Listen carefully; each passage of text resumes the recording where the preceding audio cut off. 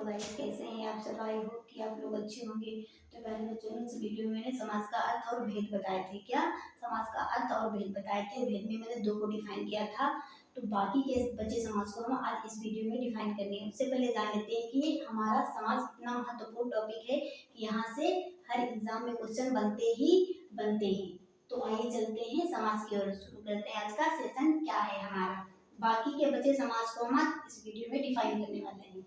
तो आइए बढ़ते हैं। द्विगु समास हमारा क्या है, परिभाषा की ओर चलते हैं। द्विगु समास में पूर्व पद संख्यावाची होता है, इसलिए इसको द्विगु समास कहते हैं। यानी कहने का मतलब ये है कि यहाँ पर पहला पद संख्यावाची होता है। जहाँ पर तुमको पहला पद संख्यावाची दिखे तो वहां पर समझ जाना प्यारे बच्चों, ये हमारा द्विगु समास है। तो आइए उदाहरण के तौर पे समझते हैं।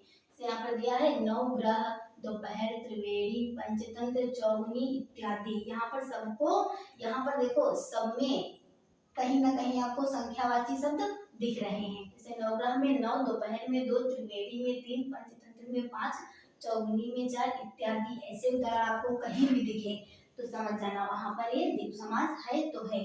तो आइए चलते हैं कर्मधारय समास पर। कर्मधारय समास हमारा क्या है। जिस समास में पूर्व पद विशेषण और उत्तर पद विशेष हो तो वहां पर कर्मधारय समास होता है। क्या है कहने का मतलब ये है कि जिस समाज में पूर्व पद विशेषण और उत्तर पद विशेष हो तो वहां पर प्यारे बच्चों कर्मधारय समास होता है तो होता है। तो आइए उदाहरण के तौर पे समझते हैं। ट्रिक के माध्यम से विशेषता बताने वाले समास को कर्मधारय समास कहते हैं। क्या यानी जो विशेषता बताए, जो विशेषता बताए उसी को हम कर्मधारय समास की श्रेणी में रखते हैं। तो आइए समझते हैं उदाहरण के तौर पे। जैसे यहाँ पर दिया है काली मिर्च, मतलब जब किसी शब्द को तोड़ोगे तभी समझ में आएगा कि यहाँ पर कौन किसकी विशेषता बता रहा है। जैसे यहाँ पर दिया है काली मिर्च, अगर इसको तोड़ोगे तो यहाँ पर क्या है, काली है जो मिर्च, मिर्च की विशेषता क्या है कि वो काली है। क्या है, काली है, पीली है, नीली, क्या है कि मिर्च की विशेषता ही काली है। यहाँ पर दिया है नील कमल, नीला है जो कमल, कमल की विशेषता क्या है कि वो नीला है। चरण कमल, चरण की विशेषता क्या है, कमल की विशेषता क्या है कि वो चरण के समान है। चंद्रमुखी मुख की विशेषता क्या है कि वो चंद्रमा के समान है। तो उम्मीद करती हूँ कि यहाँ तक ये वीडियो आपको समझ में आई गई। एक बार फिर से डिफाइन करते हैं इसको। तो यहाँ पर दिया है काली मिर्च, काली है जो मिर्च, मिर्च की विशेषता क्या है प्यारे बच्चों कि वो काली है। कमल की विशेषता क्या है कि वो नीला है। यहाँ पर दिया है चरण कमल, कमल की विशेषता क्या है कि वो चरण के समान है। मुख, मुख की विशेषता क्या है कि वो चंद्रमा के समान है। तो उम्मीद करती हूँ कि यहाँ तक ये वीडियो आपको समझ में आएगी। तो वीडियो को देखने के लिए आप लोग लाइन तक जरूर बने रहिएगा। तो आइए चलते हैं बहुब्रीहि समास क्या है हमारा। बहुब्रीहि समास हमारा क्या है, चलते हैं। इस समाज में कोई भी पद प्रधान नहीं होता है और जब दोनों पद मिलकर तीसरा पद बनाते हैं तब वहां पर बहुब्रीहि समास होता है। कहने का मतलब ये है कि यहाँ पर कोई भी पद प्रधान नहीं होता है और वो दोनों पद मिलकर कोई तीसरा पद बनाते हैं तब वहां पर हमारा बहुब्रीहि समास होता है। तो आइए उदाहरण के तौर पे समझते हैं। जहाँ पर तुमको देवी देवता और भगवान के नाम दिखे तो वहां पर जान जाना कि वहां पर बहुब्रीहि समास हमारा है तो है। एक ट्रिक है हमारी, जहाँ पर देवी देवताओं के नाम दिखे तो वहां पर बहुब्रीहि समास है तो है। तो आइए उदाहरण के तौर पे समझते हैं। दिया है लंबोदर, लंबा है उदर अर्थात जिसका गणेश, लंबा उदर किसका होता है, गणेश का ही तो होता है। तो गणेश हमारे भगवान है, यहाँ पर भगवान का नाम दिख रहा है। अब यहाँ पर दिखा है दशानन, 10 मुख है जिनके अर्थात रावण। क्या दिया है, दशानन 10 मुख है अर्थात जिनके रावण। 10 मुख प्यारे बच्चों किसके होते हैं, रावण के होते हैं। यहाँ पर साफ साफ दर्शा रहा है कि यहाँ पर भगवान का नाम है।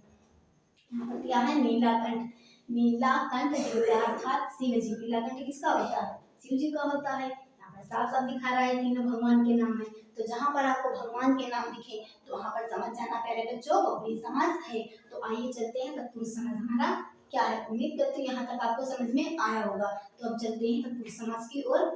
तत्पुरुष समास हमारा क्या है, परिभाषा की ओर चलते हैं। इस समाज में दूसरा पद और उत्तर पद दोनों प्रधान होते हैं और दोनों पदों के बीच कारक चिन्हों का लोप होता है तो वहां पर तत्पुरुष समास होता है। एक बार फिर से डिफाइन करते हैं कि इस समाज में दूसरा पद और उत्तर पद दोनों प्रधान होते हैं। यानी इस समाज में दूसरा पद और उत्तर पद दोनों प्रधान होते हैं और दोनों पदों के बीच हमारा कारक चिन्हों का लोप होता है। क्या कारक चिन्हों का लोप होता है? तो वहां पर प्यारे दोस्तों क्या होता है? पुरुष समास होता है। अब आइए उदाहरण के तौर पे समझते हैं। कारक चिन्ह हमारे क्या होते हैं? कारक चिन्ह जैसे हिंदी व्याकरण में हमारे कारक चिन्ह होते हैं 8 होते हैं और संस्कृत में हमारे 6 होते हैं। तो यहाँ पर आपको अगर ना समझ में आए, यहाँ पर समझ में नहीं आएगा, हम नेक्स्ट वीडियो में कारक की वीडियो लाएंगे तो वहां पर विस्तार से बताएंगे, तो आपको आसानी से समझ में आ जाएगा कि कारक चिन्ह हमारे होते क्या हैं।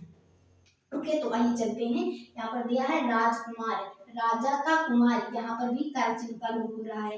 राजपुत्र, राजा का पुत्र, यहाँ भी हमारा कारक चिन्ह का लोप हो रहा है। यश प्राप्त, यश को प्राप्त, यहाँ भी हमारा कारक चिन्ह का लोप हो रहा है। करुणा पूर्ण, करुणा में पूर्ण, यहाँ भी हमारा कारक चिन्ह का लोप हो रहा है। यज्ञशाला, यज्ञ के लिए शाला, यहाँ भी हमारा कारक चिन्ह का लोप हो रहा है। कहीं ना कहीं प्यारे दोस्तों यहाँ पर सब में कारक चिन्ह का लोप हो रहा है, इसीलिए यहाँ पर पुरुष समास है। तो उम्मीद करती हूँ आज की वीडियो यहाँ तक, यहीं तक। नेक्स्ट वीडियो में हम कारक चिन्ह की वीडियो लाएंगे तो वहाँ पर विस्तार से बताएंगे। तो उम्मीद करती हूँ कि ये वीडियो आपको समझ में आई होगी। अगर समझ में आई है तो वीडियो को लाइक और चैनल को सब्सक्राइब करना ना भूलें, क्योंकि जब चैनल को सब्सक्राइब करोगे तभी हमारे द्वारा पढ़ाई गई सारी वीडियोस आपको नोटिफिकेशन के जरिए पहुंच पाएगी। तो प्लीज प्यारे बच्चों चैनल को जरूर सब्सक्राइब करें। जय हिंद, जय Bharat. Thank you so much.